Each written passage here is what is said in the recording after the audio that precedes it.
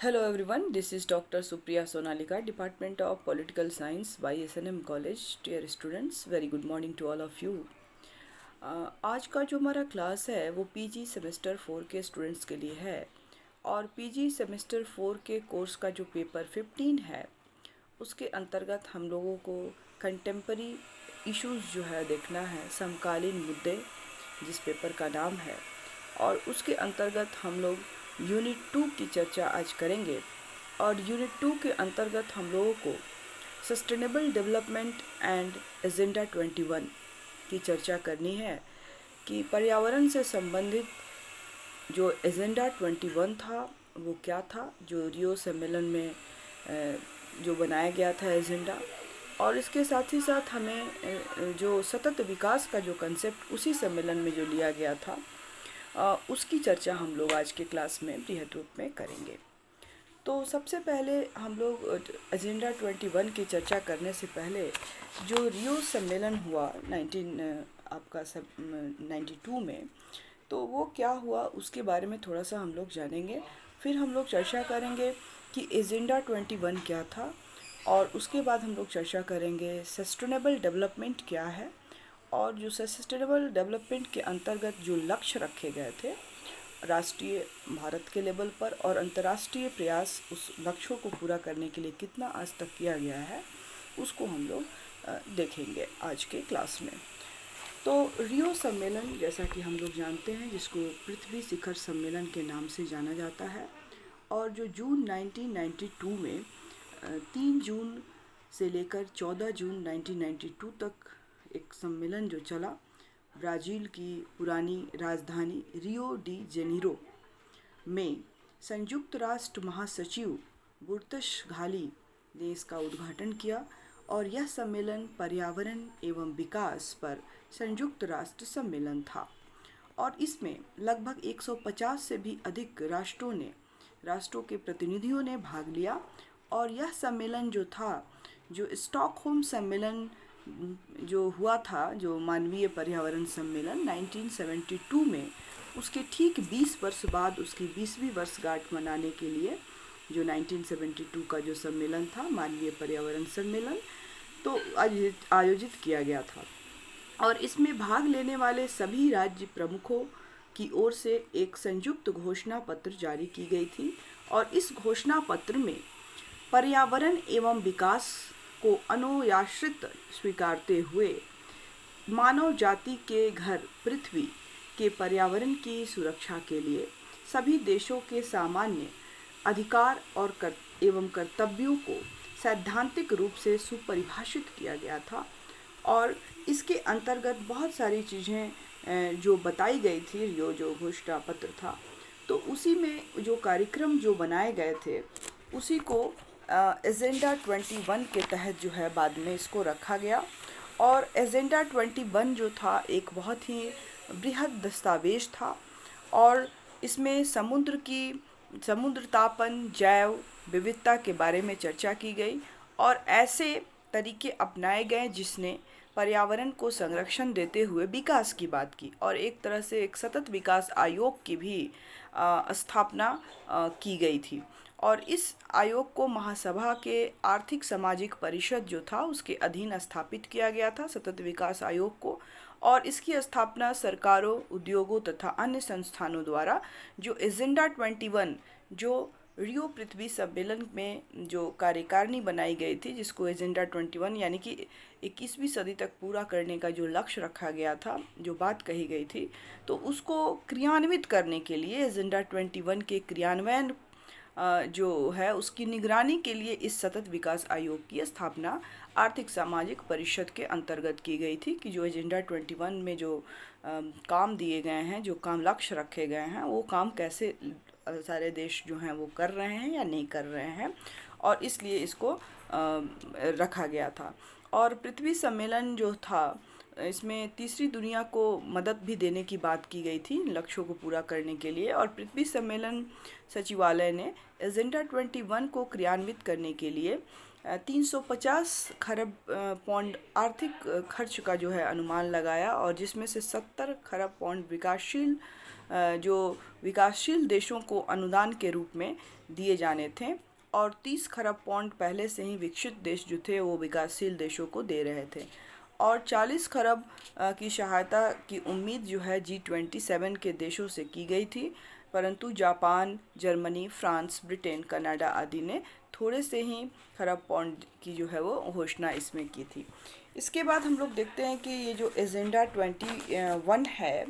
उसमें जो मुख्य बातें जो कही गई थी वो क्या थी, मुख्य बातें, इसकी चर्चा हम लोग करेंगे कि जो एजेंडा 21 में मुख्य बातें क्या कही गई थी। तो एजेंडा 21 जो था उस जैसा कि मैंने बताया कि रियो पृथ्वी शिखर सम्मेलन 1992 में जो कार्य लक्ष्य रखा गया था, सभी देशों के लिए कर्तव्यों और अधिकारों को सुनिश्चित किया गया था, तो उसके अंतर्गत यह एक बहुत बड़ा पृष्ठीय मतलब लगभग 800 से भी ज़्यादा अधिक पृष्ठों का यह एक दस्तावेज था, और जिसमें संतुलित विकास करने के उपायों को रेखांकित किया गया था कि किस तरह से जो है विकास जो है संतुलित रूप में किया जाएगा। और एजेंडा 21 में लगभग 40 अध्याय हैं, जिनमें समुद्र, तापमान, जैव विविधता पर चर्चा की गई है तथा ऐसे रास्ते सुझाए गए हैं जिनसे कि पर्यावरण संरक्षण सुनिश्चित किया जा करते हुए विकास संभव हो सके। एजेंडा 21 में विस्तार से सिफारिश की गई है कि रहन सहन के उन तौर तरीकों को बदला जाए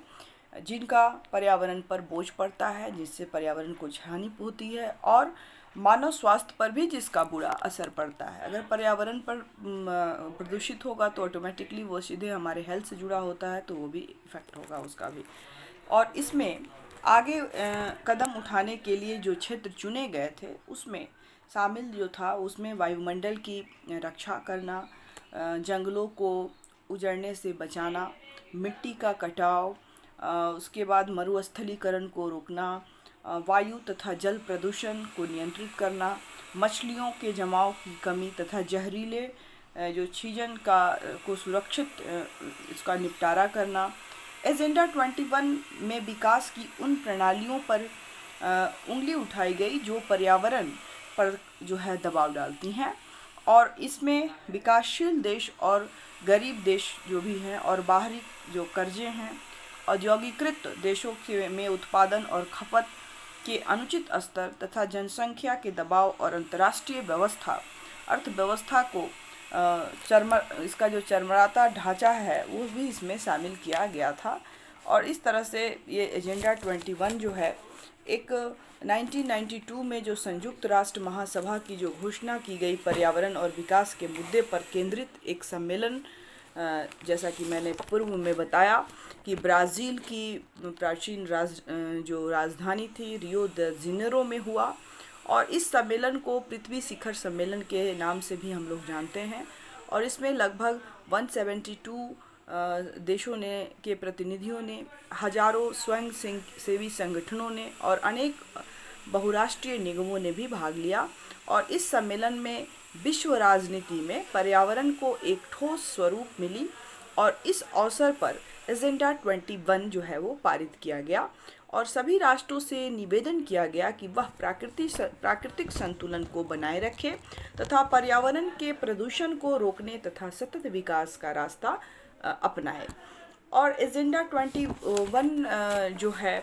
एक तरह से अगर हम देखें तो उसमें जो मुख्य जो बातें जो की गई थी कि किस तरह से एक धारणीय विकास या एक सतत विकास की एक वैश्विक कार्य योजना बनाई गई थी एजेंडा 21 के अंतर्गत। तो एजेंडा 21 के अंतर्गत जो विकास जो इसमें मुख्य बातें कही गई उसमें से कुछ खास, जैसे कि पर्यावरण एवं विकास के मध्य संबंध के मुद्दों को समझाया जाना, साथ ही साथ ऊर्जा का अधिक कुशल तरीके से प्रयोग किया जाना, किसान भाइयों को पर्यावरण संबंधी जानकारी दिया जाए, प्रदूषण को फैलाने वाले पर आर्थिक दंड लगाया जाए, और इस दृष्टिकोण से राष्ट्रीय योजनाएं भी बनाई जाए और उन्हें लागू की जाए। और इसका जो मेन जो कारण था एजेंडा 21 का, तो 2 कारण, पूरा जो हमारा पर्यावरण है, पारिस्थितिकी तंत्र जो हमारा है, पृथ्वी का जो पर्यावरण है, जैसा कि मैंने बताया कि पृथ्वी जो मनुष्यों का जो घर पृथ्वी है उसको बचाने के लिए ये रियो सम्मेलन हुआ था। और उसमें इसका जो पर्यावरण का जो प्रदूषण है वो मुख्यतः दो कारणों से इसमें लक्षित किया गया है कि जलवायु परिवर्तन और पर्यावरण की दो महत्वपूर्ण समस्याएं थी। पहला कि जलवायु परिवर्तन और दूसरा ग्लोबल वार्मिंग। जो ग्रीन हाउसेस के जो बढ़ने की वजह से जो है हमारा अर्थ जो है वो गर्म होता है और उसका क्या कुप्रभाव जो है पृथ्वी पर पड़ता है। तो ये सब चीज़ों के लिए और इसी के अंतर्गत जो है GEF की भी स्थापना की गई। GEF ग्लोबल इन्वायरमेंटल फैसिलिटीज़ जो थी, और इसके बाद भूमंडलीय पर्यावरणीय सुविधा जिसको हिंदी में कहते हैं, और पारिस्थितिकी में उत्पन्न जो समस्या है उससे लड़ने के लिए एक एजेंसी जो बनाई गई UNEP, संयुक्त राष्ट्र पर्यावरण जो कार्यक्रम था। और साथ ही साथ इसमें 18 संस्थाओं ने मिलकर 183 के देशों ने में UNDP मतलब संयुक्त राष्ट्र विकास कार्यक्रम बनाए गए और जो इन सभी चीज़ों की निगरानी करता है, इन सभी चीज़ों को देखता है। तो एजेंडा 21 जैसा कि मैंने बताया कि जो पर्यावरण की जो दो मुख्य महत्वपूर्ण जो प्रॉब्लम थे जिसकी वजह से हो रहे थे पर्यावरण में, वो था जलवायु परिवर्तन और ग्लोबल वार्मिंग। तो इन्हीं दो चीज़ों पर खास चर्चा करने के लिए रियो पृथ्वी सम्मेलन हुआ। और रियो पृथ्वी सम्मेलन के अंतर्गत जो है एजेंडा 21 एक विकास का एक लक्ष्य रखा गया कि 21 सेंचुरी तक जो है हम लोग किस तरह से एक धारणीय विकास या एक सतत विकास के माध्यम से या एक संतुलित विकास के माध्यम से जो है वो विकास का कार्य होगा, और इस तरह से हम लोग जो है पृथ्वी को प्रदूषित होने से बचा सकते हैं। और जो 21वीं सदी तक जो पारिस्थितिकी तंत्र है उसको किस तरह से बचाया जाए इन दोनों प्रॉब्लम से, जैसे कि ग्लोबल वार्मिंग और आपका जो पहला ग्लोबल वार्मिंग जो था और एक जलवायु परिवर्तन, इन दोनों जो प्रॉब्लम्स थे उनसे कैसे हम अपने पारिस्थितिकी तंत्र जो है उसको 21वीं सदी तक हम लोग उसको ठीक कर लें, जो भी उसमें खामियां आई है। और उसके लिए ही एजेंडा 21 पारित किया गया और यह एक बहुत बड़ा बृहद दस्तावेज था जैसा कि मैंने आपको पहले बताया। और इसमें जो खास महत्वपूर्ण अगर शॉर्ट ब्रीफली अगर हम समझना चाहें तो एजेंडा 21 में 4 महत्वपूर्ण चीज़ों पर विशेषकर फोकस किया गया। पहला था कि गरीबी निवारण और जनसंख्या नियंत्रण, कि गरीबी का निवारण कैसे किया जाए और जनसंख्या को कैसे कंट्रोल किया जाए, क्योंकि इन सभी का प्रभाव जो है हमारे पारिस्थितिकी तंत्र पे पड़ता है, हमारे इकोसिस्टम पे पड़ता है, और उसको प्रभावित करने की वजह से जो है जलवायु परिवर्तन और ग्लोबल वार्मिंग जैसी समस्याएं उत्पन्न होती है। तो गरीबी का निवारण और जनसंख्या का नियंत्रण इसका प्रमुख जो एक तरह से इसकी योजना थी एजेंडा 21 में कहा गया कि इसको कैसे हम लोग इस समस्या को कंट्रोल करें, इससे निजात पाएँ। दूसरा जो महत्वपूर्ण जो समस्या थी वो थी खाद्य की समस्या, खाद्य, शुद्ध जल एवं सामाजिक जीवन। सभी व्यक्तियों को जो है वो भोजन मिल सके, पर्याप्त जो न्यूट्रिएंट्स फूड होता है एक व्यक्ति को मिलना चाहिए प्रतिदिन, वो सभी लोगों को मिल सके, और शुद्ध जल,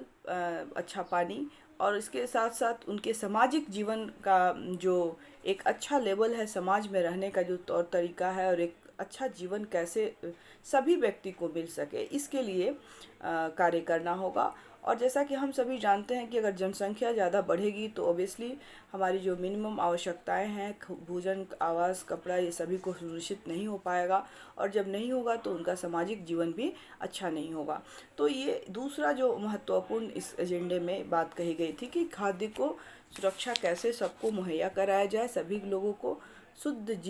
जो जल है वो दिया जाए, और सामाजिक जीवन कैसे अच्छा बनाया जाए, तो इन पर चर्चा की गई। तीसरा जो महत्वपूर्ण बात किया गया था कि वो पूंजी हस्तांतरण जो था, जैसे पूंजी की असमानता को दूर कैसे किया जाए, और इसलिए जो है पूंजी हस्तांतरण को उदार बनाया गया ताकि वह जो है किसी एक वर्ग तक सीमित ना रहकर सभी लोग को के पास हो। तो इसका पूंजी की असमानता दूर करने की, चूँकि पूंजी की असमानता से गरीबी जो है वो प्रकट होती है, गरीबी एक कारण होती है, पूंजी की असमानता, तो कैसे समाज में समानता लाया जाए और ख़ासकर जो है पूंजी की समानता कैसे लाया जाए, और जो पूंजी की असमानता है उसको दूर किया जाए, और इसके लिए पूंजी को हस्तांतरण या उदारवादी बनाने की बात इसमें की गई थी। और जो चौथा जो महत्वपूर्ण बात कही गई थी एजेंडा 21 के अंतर्गत, वो था जैविक विविधता का सर्वेक्षण और संरक्षण। जैविक विविधता जो है, जितने भी जीव जंतु हैं उनको कैसे हम उनका सर्वेक्षण करें और साथ ही साथ उनका संरक्षण भी करें, क्योंकि जलवायु परिवर्तन के कारण जो है जैव विविधता पर बहुत ज़्यादा असर पड़ा है। जलवायु परिवर्तन के कारण जितने भी जीव जंतु हैं जो किसी खास जलवायु में रहते हैं, तो वो परिवर्तित होने के कारण से उनका जीवन जो है संकटपूर्ण हो गया है या विलुप्त होता जा रहा है। तो उन सभी जीव जंतुओं को, पेड़ पौधों को हम कैसे बचाएं, तो इसके लिए भी जो है एजेंडा 21 के अंतर्गत चिंता व्यक्त की गई थी। तो बेसिकली ये सारी बातें जो है एजेंडा 21 में की गई थी, और जैसा कि मैंने बताया कि इसी के अंतर्गत एक सतत विकास आयोग की भी स्थापना आर्थिक सामाजिक परिषद के अंतर्गत की गई थी। तो सतत विकास क्या है, इसमें एक विकास करने की बात की गई कि संतुलित विकास हम कैसे करेंगे, और विकास भी चूँकि इम्पॉर्टेंट है तो किस तरह से हम पर्यावरण की रक्षा करते हुए विकास करेंगे। तो धारणीय विकास का जो है कंसेप्ट जो है इसके अंतर्गत दिया गया कि सतत विकास क्या। तो संयुक्त राष्ट्र के द्वारा जो रिपोर्ट जारी की गई, उस रिपोर्ट में वैश्विक स्तर पर उभर रहे जो चुनौतियां थीं उनका जिक्र किया गया, और यह भारत के नज़रिए से भी बहुत ही महत्वपूर्ण था और महत्वपूर्ण है। और इसके अंतर्गत जो है जो सतत विकास जो है उसके अंतर्गत 17 मुख्य लक्ष्यों को तथा 117 सहायक लक्ष्यों को रखा गया, और उस लक्ष्यों को पूरा करने की बात जो है 2030 तक रखी गई कि इसको हम लोग इन लक्ष्यों को पूरा करेंगे, और भारत भी 2030 तक इन लक्ष्यों को प्राप्त करने के लिए प्रतिबद्ध है, क्योंकि उसने भी इस पर साइन किया है। तो सतत विकास क्या है, तो सतत विकास जो है वो है कि ऐसा विकास जो वर्तमान पीढ़ी की आवश्यकताओं की पूर्ति इस प्रकार से करता है कि भावी पीढ़ी को अपनी आवश्यकताओं की पूर्ति के लिए किसी भी प्रकार का समझौता ना करना पड़े, और इसे सतत विकास या धारणीय विकास या सस्टेनेबल डेवलपमेंट या संतुलित विकास के नाम से जाना जाता है। और संतुलित विकास के अंतर्गत 3 महत्वपूर्ण जो है बातें आती हैं, जैसे कि पहला चीज़ कि भावी पीढ़ी का ध्यान रखते हुए संसाधनों का यूज़ करना, उपभोग करना। दूसरा है कि प्राकृतिक संसाधनों का न्यूनतम क्षरण करना, बर्बाद करना उनको, जो नेचुरल रिसोर्सेस हैं। और तीसरा है कि प्राकृतिक और वन्य जीवों का भी संरक्षण करना। तो ये 3 जो महत्वपूर्ण चीज़ें हैं वो सतत विकास के अंतर्गत आती हैं, और इसमें हम लोगों को ऐसा विकास करना होता है कि हम विकास तो करें, लेकिन अपना जो पर्यावरण है उसको हम अपने आने वाले पीढ़ियों के लिए भी सुरक्षित रखें, ताकि वह भी जो है पृथ्वी पर रहने का जो एक अवसर है वो प्राप्त कर सकें। एक संतुलित विकास करते हुए अपनी भावी पीढ़ियों के लिए प्राकृतिक संसाधनों को बचाना, पेड़ पौधों, प्राकृतिक जीव जंतुओं को बचाना, जिससे कि जो पर्यावरण की समस्या है, चाहे ग्लोबल वार्मिंग हो या आपकी जैविक विविधता की कमी हो, या आपका जो है जलवायु परिवर्तन हो, इसको रोका जाए, ताकि जो है अन्य जीव जंतु के जीवन को भी हम संरक्षित रख सकें। तो इन सभी चीज़ों को जो है एक संतुलित वे में करना ही जो है वो सतत विकास है। और जो भारत है, भारत के समक्ष भी यह सतत विकास का लक्ष्य को पूरा करना एक चुनौती बनी हुई है, और इसलिए इस लक्ष्य को प्राप्त करना अनिवार्य है, क्योंकि इसको 2030 तक पूरा करने के लिए पूरे विश्व के सामने लक्ष्य रखा गया है।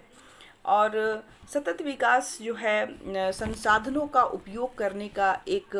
आदर्श मॉडल है, ठीक है, आदर्श मॉडल है जो यह बतलाता है कि आर्थिक विकास के साथ साथ पर्यावरण को कैसे सुरक्षित रखना है और कैसे सुरक्षित करना है। और इसका आदर्श है वर्तमान और भविष्य कि पीढ़ियों के लिए प्राकृतिक संसाधनों को सुरक्षित रखते हुए इस तरह का प्रयोग करना कि प्राकृतिक संसाधनों का न्यूनतम क्षरण हो। लेकिन मौजूदा समय में बढ़ती हुई जनसंख्या के कारण संसाधनों का अधिक दोहन होने से मूलभूत आवश्यकताओं की पूर्ति जो है, जैसे कि खाद्यान्न, ये सब की भी चुनौतियों का सामना जो है पूरे विश्व को करना पड़ रहा है। और हालांकि भारतीयों के लिए सतत विकास की जो धारणा है वो कोई नई धारणा नहीं है। प्राकृतिक और अन्य जीवों का संरक्षण भारतीयों की गहरी आस्था जो है इसमें शुरू से ही रही है, पुरानी आस्था रही है। और यह हमारे दैनिक जीवन में दैनिक जीवन को जो है वो प्रभावित भी करती है। लेकिन देश की जनसंख्या में बेतहाशा जो वृद्धि हो रही है के कारण हमारी सतत विकास की अवधारणा जो है वो कमज़ोर पड़ने लगी है। और इसके दूसरे कारण भी हैं, बहुत सारे कारण हैं। और इसके अंतर्गत जो सतत विकास के अंतर्गत जो 17 लक्ष्य रखे गए, और इन लक्ष्यों को जैसा कि मैंने आपको बताया, और 117 लगभग सहायक लक्ष्य हैं। और 2030 तक जो है इन लक्ष्यों को प्राप्त करने की योजना रखी गई है। और इन 17 लक्ष्यों को प्राप्त करने के लिए विश्व समुदाय ने एक रूपरेखा तैयार की, जो 2016 से लेकर 2030 तक के लिए लक्षित किया गया है। और पहले से ऐसा नहीं है कि ये लागू नहीं था, पहले भी जो मिलेनियम डेवलपमेंट गोल है, जो सहस्त्राब्दी विकास लक्ष्य जो होता है था, उसके अंतर्गत ये इन लक्ष्यों को रखा गया था। और उसी में दरअसल सतत विकास के जो है 17 लक्ष्य रखे गए थे और जिनकी प्राप्ति करने की योजना बनाई गई थी। और इन्हीं को फिर जो है आगे बढ़ाकर इसको 2016 से 20 किया गया, इनमें जो लक्ष्य पूरे नहीं हुए थे उनको पूरा करने के लिए। और इसके अंतर्गत जो 17 लक्ष्य रखे गए हैं उसमें जो पहला जो लक्ष्य है वो है कि गरीबी के सभी रूपों को पूरे विश्व की से समाप्त कर दिया जाए, करने की कोशिश की गई, करने का लक्ष्य रखा गया। और एक रिपोर्ट के अनुसार वर्ष 2013 में पूरे विश्व के 77 करोड़ लोग जो है गरीबी रेखा के नीचे निवास करते थे। और जो उनकी मौजूदा समय में जो कुल आबादी का जो है वह 11% है, 11% है, जबकि 1999 में यह 28% आबादी गरीब थे उस समय। दूसरा जो महत्वपूर्ण लक्ष्य रखा गया है वह है भूखमरी की समाप्ति करना, या खाद्य सुरक्षा, बेहतर पोषण और टिकाऊ कृषि को बढ़ावा देना। तो इन चीज़ों को, भूखमरी को समाप्त करना और खाद्यान्न खाना, भोजन सभी के लिए एक अच्छा पोषण भोजन सबको मिलना, और टिकाऊ विकास करना, टिकाऊ कृषि को बढ़ावा देना। ऐसा नहीं कि हम ऐसा कृषि करें कि जो 1 या 2 बार कृषि करने से वो जो है फसल या वो ज़मीन वो बंजर हो जाए, ख़राब हो जाए। तो एक टिकाऊ विकास जो है कृषि में भी टिकाऊ कृषि के पर जोर दिया गया। और एक रिपोर्ट के अनुसार 2002 में 93 करोड़ लोग जो थे वो पोषण योग्य भोजन से वंचित थे, जबकि 2016 में इनकी संख्या 80 करोड़ थी। तो ये कुछ आंकड़े हैं। इसके बाद है कि सभी वर्ग के आयु के में जो लोग हैं, सभी वर्ग के जो आयु के लोग हैं, सभी आयु के लोग जिनको स्वास्थ्य सुरक्षा और स्वास्थ्य जीवन को बढ़ावा देने की योजना भी रखी गई है। इसके साथ साथ नेक्स्ट जो है जो हमारा चौथा लक्ष्य है वो है कि समावेशी और न्याय संगत गुणवत्ता युक्त शिक्षा सुनिश्चित करने के साथ साथ सभी को सीखने का अवसर देना। पांचवा जो है वो है कि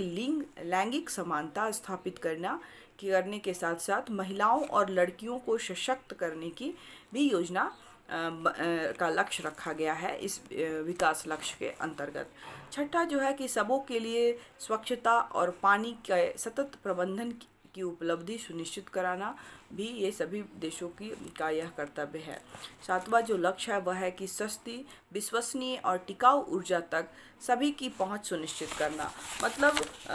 बिजली जो है, ऊर्जा जो है वो सभी की पहुंच तक हो, इस बात को भी सुनिश्चित करना इसका एक लक्ष्य रखा गया है। आठवां जो लक्ष्य रखा गया है वह है कि सभी के लिए निरंतर समावेशी और सतत आर्थिक विकास, पूर्ण और उत्पादक रोजगार और बेहतर कार्य को बढ़ावा देने की योजना भी रखी गई है। 9वां जो लक्ष्य रखा गया है सतत विकास के अंतर्गत कि इसमें लचीली बुनियादी ढांचे के समावेशी और सतत औद्योगिकरण को बढ़ावा देने की बात कही गई है।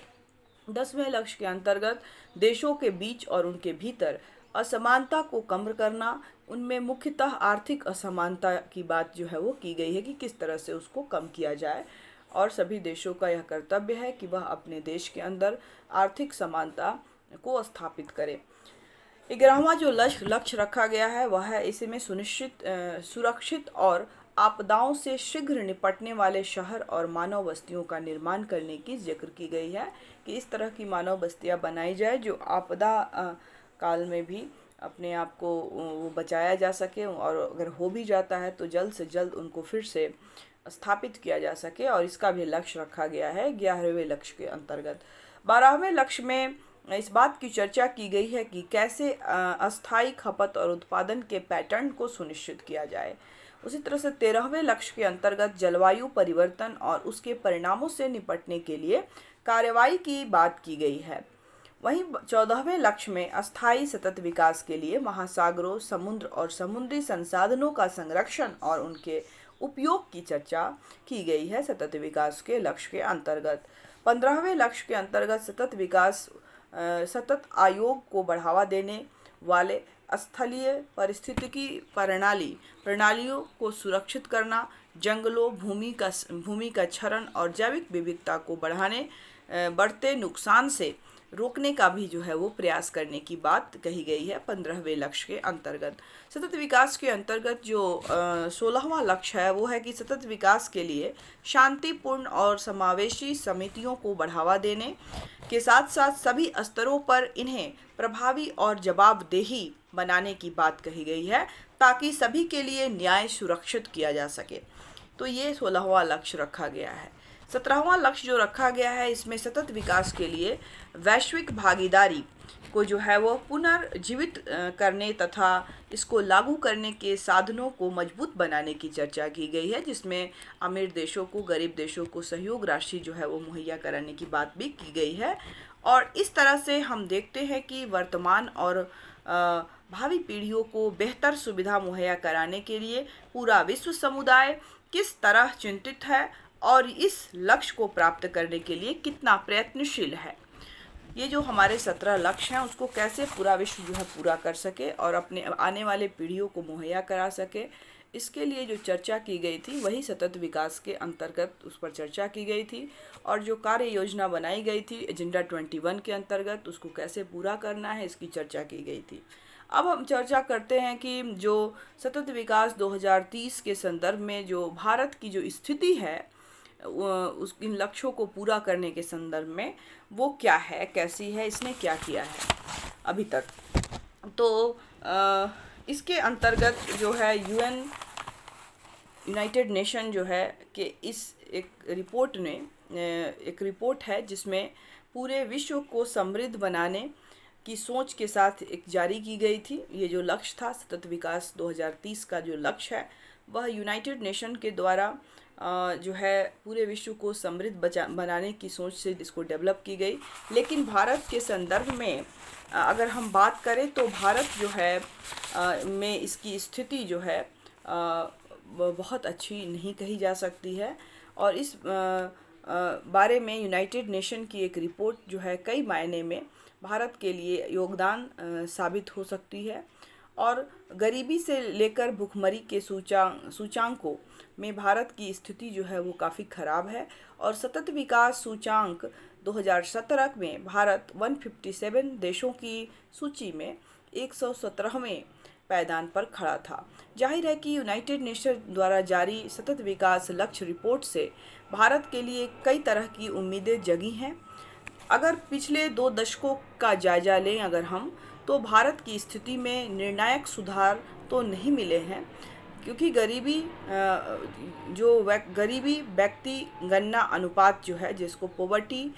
हेड काउंटिंग कहते हैं की बात करें तो 1990 में जहां यह जो है 47% था, वहीं वह 2011-12 में घटकर 21% हो गया है। जाहिर है कि गरीबी उन्मूलन की समस्या भारत के सामने अभी भी एक बड़ी चुनौती बनी हुई है। एक अध्ययन के मुताबिक दुनिया के कुपोषितों में 19 करोड़ कुपोषित भारत में रहते हैं और भारतीय आबादी के सापेक्ष में उनकी मौजूदगी करीबन जो है 14.5% है। और वर्तमान समय में भारत में 5 वर्ष से कम आयु के बच्चे के 25% बच्चे जो हैं वो सही पोषण के अभाव में जीने को विवश हैं, जिसका असर मानसिक और शारीरिक विकास, पढ़ाई लिखाई और बौद्धिक क्षमता पर पड़ता है। क्योंकि खाना फूड अच्छा नहीं मिलेगा तो ये विकास नहीं होगा, और विकास नहीं होगा तो फिर जब बौद्धिक ही विकास नहीं होगा तो व्यक्ति का क्या विकास होगा। और यह एक तथ्य है कि 1990 में ऐसे बच्चे 53% थे और लगभग 25 वर्ष बाद भी जब हम न्यू इंडिया के सपने को साकार कर रहे हैं तो उस साकार करने की राह पर हैं, तब भी जो है 38% बच्चे पोषण युक्त भोजन से वंचित हैं। तो यह एक डेटा है। जहां स्वास्थ्य समस्याओं की बात करें, अगर हम सेवाओं की बात करें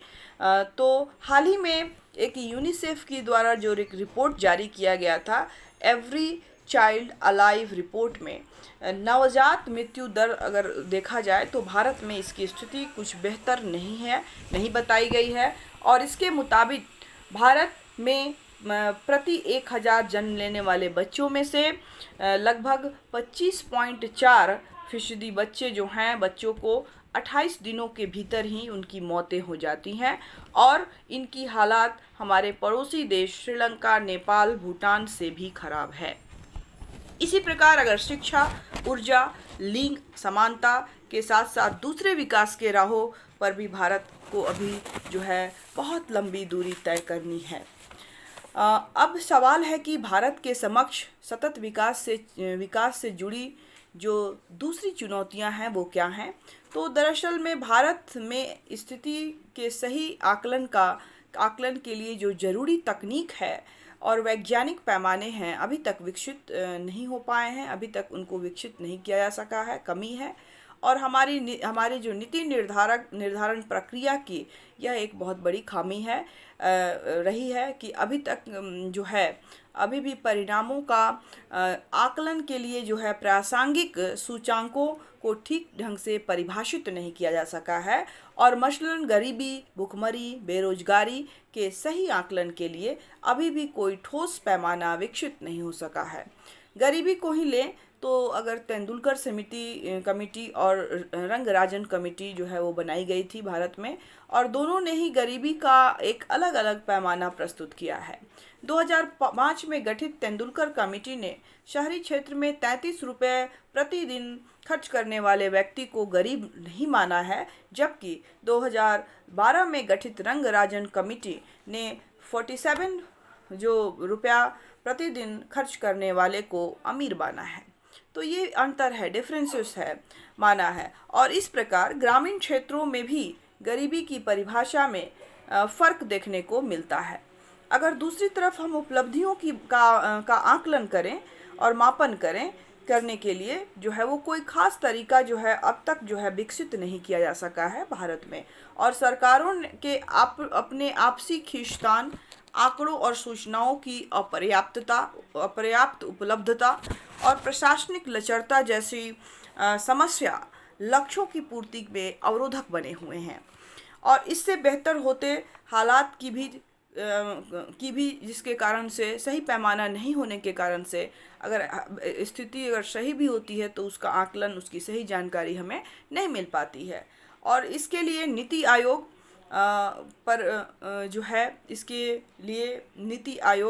पर प्रगति की निगरानी का एक महत्वपूर्ण जिम्मा जो है वो है। लेकिन इस संदर्भ में उचित संगठनात्मक तंत्र जो है वो भी अभी तक नहीं बनाया जा सका है। और गौरव तलब है कि योजना आयोग की जगह अभी नीति आयोग की स्थापना इसी नियत से की गई थी कि संगठनात्मक तंत्र को जो है वो बेहतर किया जा सकेगा और इससे परंपरागत तरीकों को छोड़कर एक नए विधि विकसित करने की उम्मीद जो है वो जगी थी। लेकिन अभी तक इसमें जो है कामयाबी जो है भारत को नहीं मिल सकी है। जाहिर है कि भारत को सतत विकास लक्ष्य 2030 को हासिल करने के लिए अभी और भी गंभीरता दिखाने की ज़रूरत है। और हम जानते हैं कि लक्ष्यों की प्राप्ति के लिए अंतर्राष्ट्रीय और भारतीय स्तर पे क्या प्रयास किए गए हैं। इसके बाद हम लोग अब देखेंगे कि ये स्थिति थी भारत की। इसके बाद हम लोग आकलन करेंगे, देखेंगे कि अंतर्राष्ट्रीय स्तर पे और भारतीय स्तर पे क्या प्रयास किए गए हैं। तो सबसे पहले हम देखते हैं कि अंतर्राष्ट्रीय स्तर पे ये जो 2030 का लक्ष्य है वो कैसे प्राप्त करने के लिए क्या किए गए हैं। तो वैश्विक स्तर पर इन लक्ष्यों को प्राप्त करने वाली जो प्रगति को नापने के लिए सतत विकास सूचांक विकसित किया गया है और यह बहुत सारे देशों के लिए प्रतिवर्ष जारी किया जाता है। यह सूचांक संयुक्त राष्ट्र के एजेंसी सतत विकास समाधान network sustainable development solution network के नाम से SDSN के नाम से जाना जाता है के द्वारा प्रतिवर्ष जारी किया जाता है। और यह सूचांक देशों को निर्धारित लक्ष्य पूरा करने में आ रही मुश्किलों और खामियों को रेखांकित करता है ताकि उनके ऊपर ध्यान देकर वे अपने प्राथमिकताएं तय कर सकें और लक्ष्यों को 2030 तक पूरा कर सकें। इसके अलावा सितंबर 2015 में न्यूयॉर्क के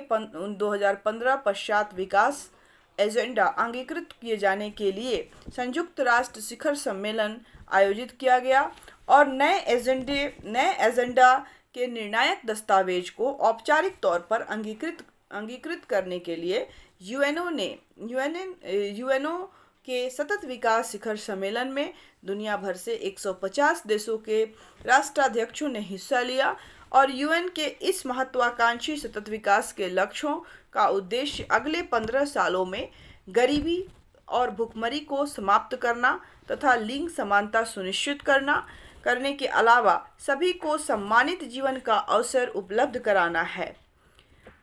हमारा है। और ये जितनी चीज़ें जो मैंने आपको बताई ये सभी जो है हमारा यूनाइटेड नेशन की एक रिपोर्ट पर आधारित है और वह रिपोर्ट भी अंतर्राष्ट्रीय प्रयासों का ही एक पहलू है जिसमें विश्व के अलग अलग क्षेत्रों के स्थिति को रेखांकित करने का प्रयास जो है वो किया गया है। इसके बाद हम देखेंगे कि भारत के द्वारा क्या प्रयास किए गए हैं। तो भारत सरकार ने सतत विकास के लक्ष्यों को क्रियान्वयन पर निगरानी करने के लिए तथा इसके समन्वय की जिम्मेवारी जो है वो नीति आयोग को सौंपी है। और नीति आयोग ने 2016 में सभी 17 मुख्य लक्ष्यों और जो 117 जो हैं या 169 जो हैं सहायक लक्ष्यों को अध्ययन कर उन्हें संबंधित मंत्रालयों को बांट दिया है, यहाँ के सभी मंत्रालयों को, और उनकी जवाबदेही जो है वो सुनिश्चित कर दी है कि जिस भी विभाग से संबंधित वो विषय हैं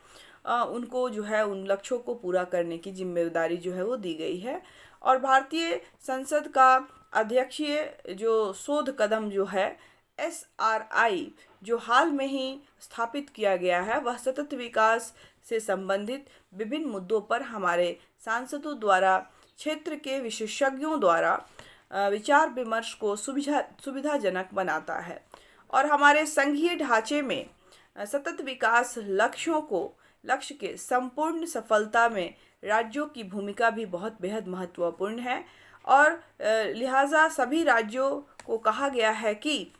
सतत विकास लक्ष्यों के मामले में वे अपने दृष्टि पत्र बनाएं। और इस तरह देखें तो भारत समेत अंतर्राष्ट्रीय स्तर पर सतत विकास लक्ष्यों को हासिल करने के लिए कई प्रयास जो हैं वो किए जा रहे हैं। इसके बाद हम लोग उसको कंक्लूड करेंगे कि जो भारत के संदर्भ में, तो भारत एक विशाल देश है, जैसा कि हम सभी जानते हैं कि भारत बहुत ही बड़ा विशाल देश है और साथ ही साथ यह विविधताओं से भरा हुआ भी एक देश है। लिहाजा इसकी विशालता और विविधता नीतियों के क्रियान्वयन में कभी कभी जो है वो रुकावट बन जाती है। और दूसरी तरफ आज़ादी के 74 साल बाद भी गरीबी जो है वो 1960 के फार्मूले से तय की जा रही है और ऐसे में एजेंडा 2030 के लक्ष्यों को हासिल करना एक बहुत बड़ी चुनौती हो सकती है। और अब सवाल है कि आगे क्या रास्ता अपनाया जाए। तो सच तो यह है कि अगर भारत को सतत विकास के लक्ष्यों को तय वक्त में हासिल करना है तो इस तरह की नीतियां बनानी पड़ेंगी जो सभी क्षेत्रों में क्रियान्वित नीतियों से सामंजस्य स्थापित करने के साथ साथ जो है प्रशासनिक एवं छोटे छोटे स्तरों पर भी इन नीतियों को क्रियान्वित करने के लिए सामंजस्य तथा भागीदारी पर ध्यान देना होगा। और गौरव तलब है कि हम सहस्ता शताब्दी विकास लक्ष्य जो मिलेनियम डेवलपमेंट गोल है को वर्ष 2015 तक जो है वो जो 16 तक पूरा करने का जो लक्ष्य है तक प्राप्त नहीं कर सके थे। और जो इनका मुख्य कारण यह था, इनको प्राप्त नहीं कर पाए जिसका मुख्य कारण यह था कि तय नीतियों का क्रियान्वयन बेहतर नहीं था। और हालांकि यह भी सच है कि सतत विकास के लक्ष्य को पाने में हमारी रफ्तार अभी बहुत धीमी ज़रूर है, लेकिन हमारे इरादे काफ़ी मजबूत हैं और इस दिशा में हम बेहतर प्रयास जो है वो कर रहे हैं। और भारत सरकार द्वारा न्यूयॉर्क में जुलाई 2017 में आयोजित हुए उच्च स्तरीय राजनीतिक मंच पर सक्रियता दिखलाना यह बतलाता है कि भारत सतत विकास के लक्ष्यों को सफलतापूर्वक लागू करने के लिए कितना गंभीर है। और फिर भी संपूर्ण विकास एवं लोगों की आकांक्षाओं की पूर्ति के लिए यह जरूरी है कि संजीदगी से के साथ प्रयास किए जाएं और इसके लिए पर्यावरण को संरक्षित रखते हुए राष्ट्रीय, राजकीय और स्थानीय इन तीनों लेवल पे राजकीय, राष्ट्रीय, राजकीय और स्थानीय तीनों स्तरों पर प्रत्येक व्यक्ति एवं संस्थानों के द्वारा और अधिक प्रयास किए जाएं। तो इस तरह से जो ये लक्ष्य हैं तभी हम प्राप्त कर सकते हैं, क्योंकि ये जो लक्ष्य हैं काफ़ी बड़े हैं और इन लक्ष्यों को पूरा करने की किसी एक एजेंसी या किसी एक संस्था या किसी खास व्यक्ति से नहीं, बल्कि ये सभी लोगों के जीवन से जुड़े हुए लक्ष्य हैं। इसलिए इसमें हर व्यक्ति का सहयोग होना चाहिए। सरकारी स्तर पे आपका राष्ट्रीय, स्थानीय तथा जो स्टेट लेवल हैं वहाँ तक इसको सभी को मिलकर एक साथ जो है सभी योजनाओं को किया जाना चाहिए। और इसमें भारत सरकार ने इस पहल की है, इसमें वह आगे बढ़ रहा है। चुनौतियाँ चूँकि बहुत बड़ी हैं इसलिए तुरंत तो यह कंप्लीट नहीं होगा, लेकिन